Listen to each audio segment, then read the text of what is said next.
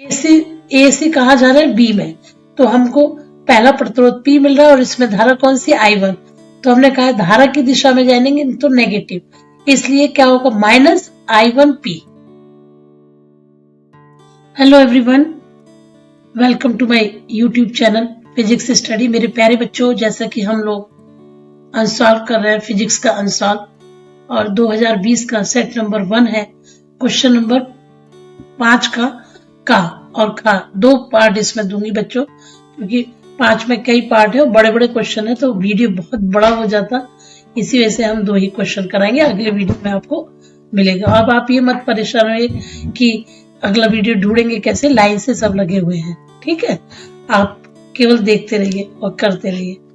चलिए देखिए, क्वेश्चन है किरचॉफ के विद्युत परपथ संबंधी नियमों की सहायता से संतुलन अवस्था में व्हीटस्टोन सेतु के लिए सूत्र।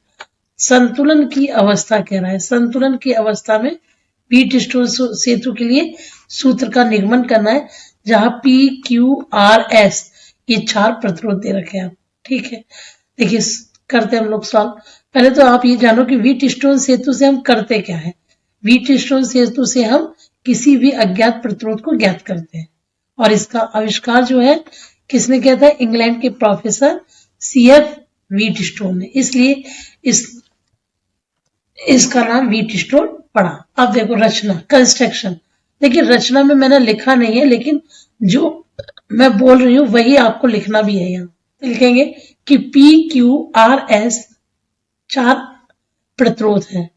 P, Q, R, S 4 प्रतिरोध है, जो कि किस क्रम में जुड़े हैं, श्रेणी क्रम में। अब इनको जोड़कर हमने A, B, C, D एक चतुर्भुज का निर्माण किया है। A और C से हमने एक सेल को और एक कुंजी K1 को जोड़ा है। B और D के बीच में एक गैल्वेनोमीटर जिसे धारामापी कहते हैं, और K2 कुंजी लगा रखे। संतुलन की अवस्था में, संतुलन की अवस्था जब होगी तो G, B और D के बीच जो विभव होगा वो शून्य होगा, और गैल्वेनोमीटर इसमें कोई भी, इस विकर्ण में कोई भी धारा प्रवाहित नहीं होगी। उस स्थिति में हमको क्या करना है, P/Q बराबर R/S का निगमन करना है। अब देखो सेल से जो कुंजी से जो धारा जा रही है, संधि A पर जाती ही 2 भागों में विभक्त हो जाती है। तो A पर जो धारा इधर जा रही है I1, और दूसरी तरफ जो धारा जा रही है I2। तो इन R और S में I2 धारा होगी, P और Q में कौन सी धारा होगी, I1, ठीक है। तो ये इतनी रचना आप यहाँ पर लिख लेंगे, ये मैंने लिखा नहीं, आप लिखेंगे। अब देखिए सिद्धांत का संतुलन की अवस्था के लिए प्रतिरोध P और Q स्थिर रखकर R का मान इस प्रकार हम समायोजित करते हैं कि धारामापी में कोई भी क्षोभ ना हो। इसे ही हम इसका सिद्धांत कहते हैं, और P/Q = R/S की स्थापना करेंगे।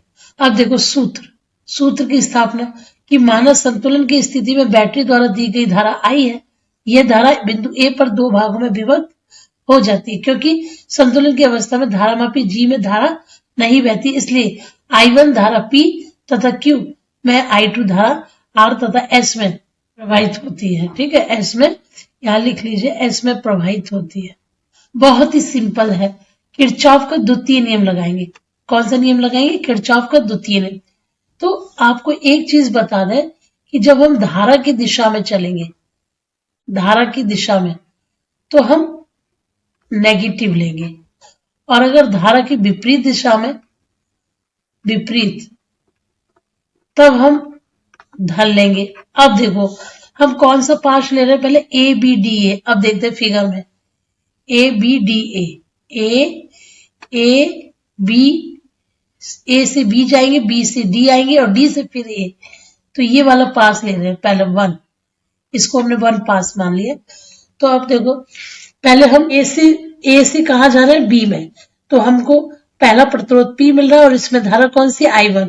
तो हमने कहा धारा की दिशा में जाएंगे तो नेगेटिव, इसलिए क्या होगा -I1P।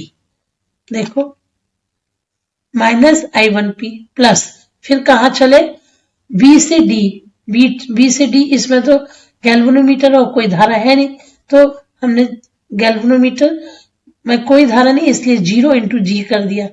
अब आइए, अब देखो D से हम कहा जा रहे हैं A, तो डी से ए, धारा तो इधर से आ रही है, हम जा रहे हैं इधर, तो धारा की विपरीत दिशा में, तो मैंने बताया कि पॉजिटिव लेना है। ये किरचॉफ का नियम आपको लगाना आना चाहिए, बस इतना ध्यान रखना है कि धारा की दिशा में माइनस और धारा की विपरीत दिशा में प्लस। तो अब हम प्लस जा रहे हैं, टी से ए की ओर, तो प्लस जा रहे हैं। और प्रतिरोध कौन सा मिल रहा है, आर, धारा इसमें कौन सी, I2, देखो तो हमने प्लस आर I2 इक्वल 0 हो गया। अब ये तो जी, ये O इंटू जी तो 0 ही हो गया, तो हमने इसको बराबर कर लिया, I1P इक्वल क्या ले लिया, आर I2, तो ये समीकरण 1 बन गया। अब इसी तरह से सिमिलरली हम बंद पास बी सी डी बी में लेंगे। अब देखो बी सी डी बी से सी से डी और डी से बी, इस तरह से चलेंगे, ठीक है। तो बी से सी चल रहे हैं, तो हम धारा की दिशा में जा रहे हैं, कौन सा प्रतिरोध मिला, क्यू, तो क्यू मिल रहा है, इसमें धारा कौन सी, I1, तो माइनस I1Q, इसी तरह से प्लस I2S, और गैल्वेनोमीटर में कोई धारा नहीं थी, 0। अब इसको हम बराबर कर लेते हैं, तो I1Q इक्वल क्या लिख सकते हैं, I2S, और इन दोनों समीकरण से जब भाग लगा दिए तो हमारा बन गया क्या, P/Q इक्वल R/S। बहुत ही सिंपल सा है बच्चों, केवल आपको इतना ध्यान रखना है कि धारा की दिशा में नेगेटिव और धारा के विपरीत दिशा में पॉजिटिव, ठीक है। इसके बाद खा क्वेश्चन है कि वैद्युत अनुनाद किसे कहते हैं, और श्रेणी अनुनाद, अनुनादी परिपथ की सहायता से अनुनादी आवृत्ति के लिए व्यंजक ज्ञात कीजिए। तो वैद्युत अनुनाद किसे कहते हैं कि जब प्रेरण प्रतिघात एक्सल तथा धारतीय प्रतिघात XC आपस में बराबर होते हैं, तो ये स्थिति वैद्युत अनुनाद कहलाती है। एक ये तो क्वेश्चन कंप्लीट हो गया। अब अगर श्रेणी अनुनादी परिपथ की सहायता से अनुनादी आवृत्ति के लिए व्यंजक, तो आपको बताया कि एक्सल किसके बराबर होता है, XC। तो देखिए एक्सल किसके बराबर होता है, XC, तो एक्सल को हम क्या लिखते हैं, एक्सल का फॉर्मूला होता है एक्सल बराबर ओमेगा एल और XC बराबर 1/ओमेगा C, तो वही रख दिए। देखो एक्सल बराबर XC, एक्सल की जगह ओमेगा एल और XC की जगह 1/ओमेगा C। ओमेगा का जब ओमेगा से गुणा करोगे तो ओमेगा स्क्वायर हो गया, बराबर 1/LC। अब हम यहाँ वर्ग घटा के यहाँ रूट ले रहे हैं, ठीक है। ओमेगा को क्या लिख सकते हैं, ओमेगा का भी फॉर्मूला होता है ओमेगा बराबर 2πf, तो ओमेगा की जगह मैंने 2πf रख दिया। हमें फ्रीक्वेंसी के लिए निकाला तो 2π को नीचे लेगा, फॉर्मूला बनकर आ गया 1/2π√LC। तो ये था फॉर्मूला फ्रीक्वेंसी के लिए, आवृत्ति के लिए, और इसके और पार्ट आपको अगले वीडियो में मिलेंगे। अगर इसी में दे देते तो बहुत ज्यादा बड़ा हो जाता। Thank you.